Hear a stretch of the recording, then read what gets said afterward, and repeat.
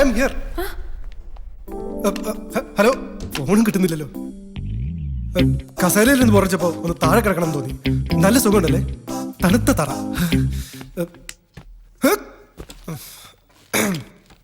Sir sir ഞാൻ sir എന്താ സാറേന്ന് വിളിച്ച് പഠിക്കണോ?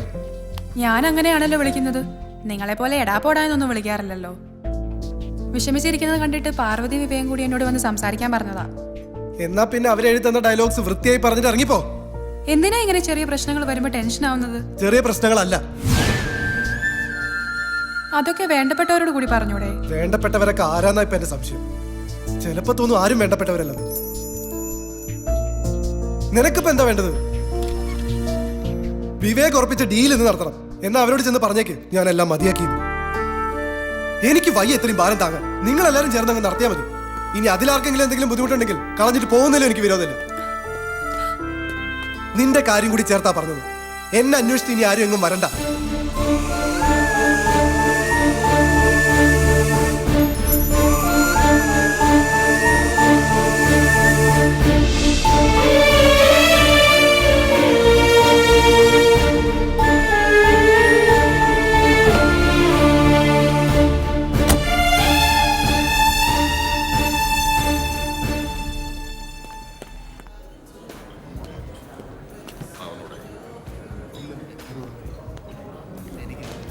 എക്സ്ക്യൂസ് മീ സാർ, എന്താ എടുക്കണ്ടേ? കുടിച്ച ഉടനെ ബോധം പോകുന്ന എന്തെങ്കിലും ഉണ്ടെങ്കിൽ എടുത്തോ. Okay sir.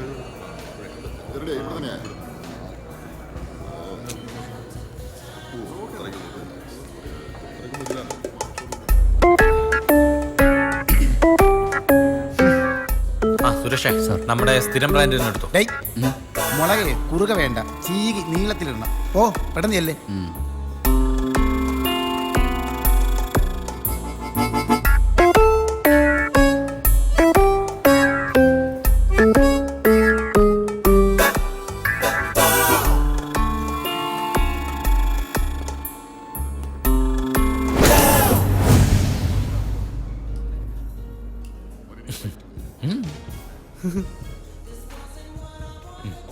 മൊബൈൽ വെച്ച് മറന്നു. ഞാൻ മൂത്രമൊഴിക്കാൻ പോയതാ. ഓ, ഒരു മൊബൈൽ പോക്കറ്റിൽ കിടന്നെന്ന് പറഞ്ഞ് അതിന് തടസ്സമൊന്നും ഇല്ലല്ലോ. മാത്രമല്ല, ഇതൊക്കെ ആരെങ്കിലും അടിച്ചു മാറ്റി കഴിഞ്ഞാൽ പിന്നെ ഞങ്ങൾക്ക് പണിയാവും. പോലീസിലാണേ SI പവന. ഹലോ ഹലോ, മൂത്രം ഒഴിക്കുന്നില്ലേ? ഒഴിച്ചു. എവിടെ? അല്ല, ഒഴിച്ച പോലെ ഒഴിച്ചോളാം. ആ,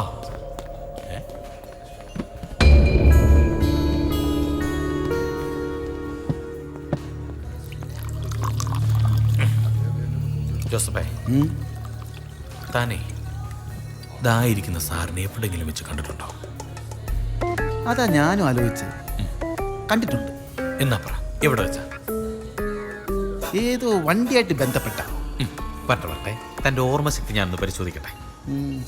സാറേ, ഒരു ദിവസം രാത്രി ഒരു പഴയ അംബാസഡർ കാറിനകത്ത്. ബാക്കി ഞാൻ പറയാം. സമ്മതിക്കത്തില്ല. ഒളിഞ്ഞ കാറുകൾ കിടന്ന സ്ഥലത്തൊരുത്തം കുത്തിയിരുന്ന് മൂത്രം ഒഴിച്ച അന്ന് അവിടെ ഉണ്ടായിരുന്ന ആളാന്നോ? ഒന്ന് പോടോ മത്തമത്തി. ഇതാരാന്നറിയാവോ? കന്നഡ സിനിമയിൽ രാമകൃഷ്ണ ഹെഗ്ഡെ എന്ന് പറഞ്ഞൊരു നടനുണ്ട്. പുള്ളിയെ പോലെ ഇല്ലേ നോക്കിയേ. രാമകൃഷ്ണ ഹെഗ്ഡെ രാഷ്ട്രീയക്കാരനല്ലേ? അവിടെ രാഷ്ട്രീയവും സിനിമയൊക്കെ ഒന്ന് തന്നെയാണോ? പക്ഷെ അതല്ല സാറേ. സാറ് ചുമ്മാ ചെന്ന് ചോദിച്ചേ. ആ, ഭാഗ്യം അയാള് പോയി. അല്ലെങ്കിൽ താൻ പറഞ്ഞത് കേട്ട് ഞാൻ പോയി ചോദിച്ചേനെ. അയാൾ വല്ല മന്ത്രിയുടെ അളിയനോ മച്ചാനോ ഒക്കെ ആണെങ്കിൽ ഞാൻ വല്ല കാട്ടിലും പോയി കിടക്കേണ്ട വന്നേനെ.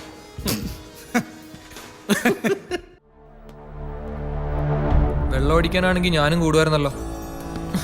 നീ ഇത് എന്തിനുള്ള പുറപ്പാടാ? സമാധാനം അന്വേഷിച്ച് പുറപ്പെട്ടതാ. എല്ലാം നമ്മൾ ഒന്നിച്ചല്ലേ ചെയ്തത്, പിന്നെ നിനക്ക് മാത്രമായിട്ട് സമാധാനക്കേട്? നിക്ക്. പ്രശ്നങ്ങൾ എനിക്ക് മാത്രമല്ലേ ഉള്ളൂ. കണ്ടില്ലേ ഓഫീസിൽ നടന്നോക്കെ? ഓഫീസിൽ നടന്ന മാത്രമല്ല നിന്റെ പ്രശ്നം, നിനക്ക് വേറെന്തോ പറ്റിയിട്ടുണ്ട്.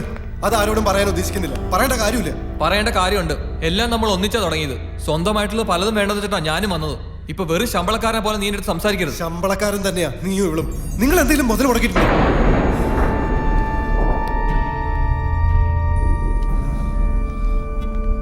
എല്ലാം എന്റെയാ. അതിന്റെ ഗുണവും ദോഷവും ഒക്കെ ഞാൻ ഒറ്റയ്ക്ക് അനുഭവിച്ചോളാം.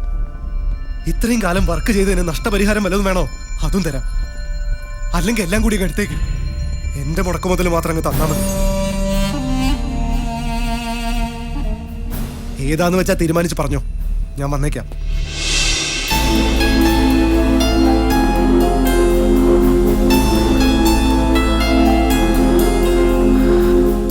ഇതെന്തോന്നടി ഒരുമാതിരി. അവനെന്തോ കുഴപ്പം പറ്റിയിട്ടുണ്ട്. നമുക്കവനെ പറഞ്ഞു മനസ്സിലാക്കി തിരികെ കൊണ്ടുവരാം.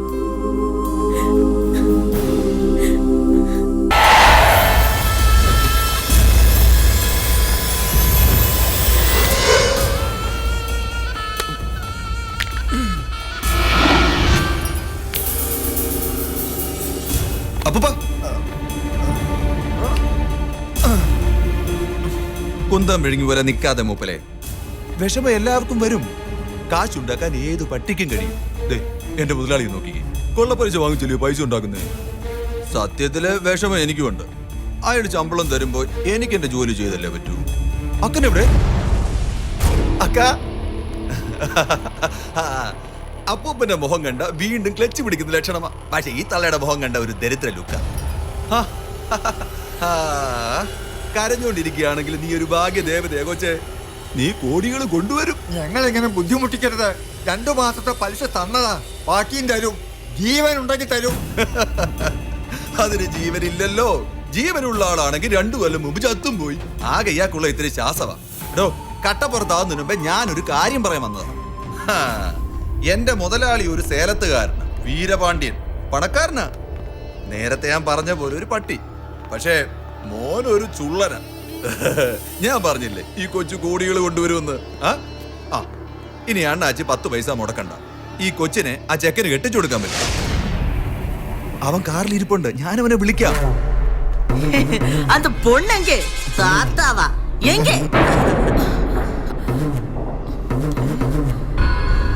நீ ரொம்ப அழகா இருக்கு. മുതലാളി அமைதி அமைதி. வாக்கண்ணா வீட்டுக்கு போலாம்டா. മുതലാളി കൊച്ചിനെ വെളിയിൽ വെച്ച് കണ്ടിട്ടുണ്ട്. അതിന്റെ ഇളക്കവ നമുക്ക് കെട്ടങ്ങ് ഉറപ്പിക്കാം. உனக்கு ரொம்ப பிடிச்சு போச்சு. வாடி வாமா கண்ணே முத்தம். வாக்கண்ணா മുതലാളി മതി, വിട്ടേക്ക്. வாமா கிட்ட வாடா. ஏய் கிட்ட வா. சத்தம் போடாத. அசாத்தியல்ல. கிட்ட வாடா. മുത്തച്ഛ. അക അക അവനൊന്നും ചെയ്യില്ല. ഒരു പാവ അപ്പുണ്ണിയാ.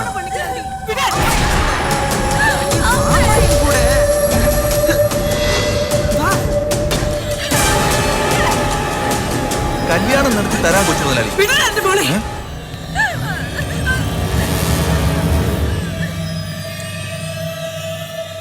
പുറത്തിറങ്ങടാ. ഇറങ്ങ. ഇതിനേക്കാൾ മൂർച്ചയുള്ള 4-5 പുറത്തെന്റെ വണ്ടിയിലുണ്ട്. അക്കനത്ത് പിടിച്ചോണ്ട് വിറക്കാനേ പറ്റൂ. ഞാനതൊന്ന് എടുത്താലുണ്ടല്ലോ അരിഞ്ഞുകളെല്ലാത്തിനെയും. ഇപ്പം പോവാ. കുടുംബം ഒന്നോടെ കുളം തോണ്ടാനുള്ള തീരുമാനത്തോടെ തിരിച്ചു വരും. പുല്ലുകളെ രക്ഷപ്പെടുത്താൻ നോക്കിയതാ. വേണ്ടെങ്കി വേണ്ട, വാടാ.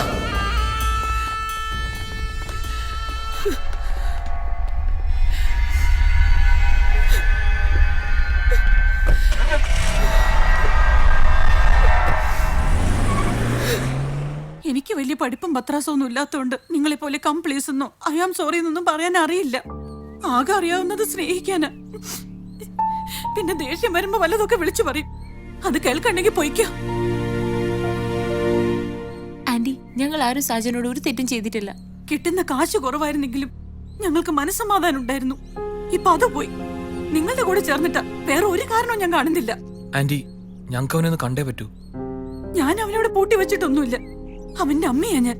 ഈ ഞാനും എന്റെ കുഞ്ഞിനെ കണ്ടിട്ട് ദിവസം 4-5 ആയി. അവൻ എവിടെയാന്ന് വെച്ച് പോയി കണ്ടുപിടിച്ചോണ്ട് വാ. ചെല്ല്.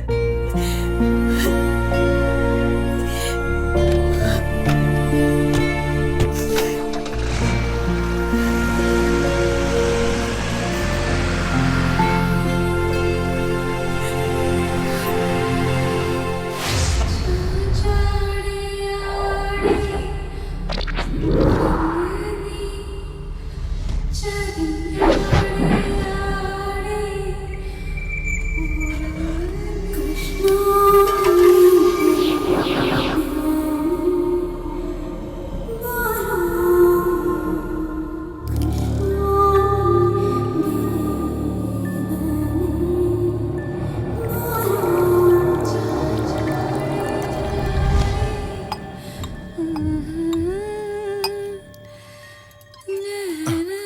മതി മക്കളെ മതി. ഒന്നിച്ചൊരു യാത്ര പുറപ്പെടുമ്പോൾ എല്ലാവരും കൂടി സന്തോഷത്തോടെ ആവാന്ന് കരുതി. അതാ ആടാനും പാടാനൊക്കെ മുത്തച്ഛൻ പറഞ്ഞത്. മതി.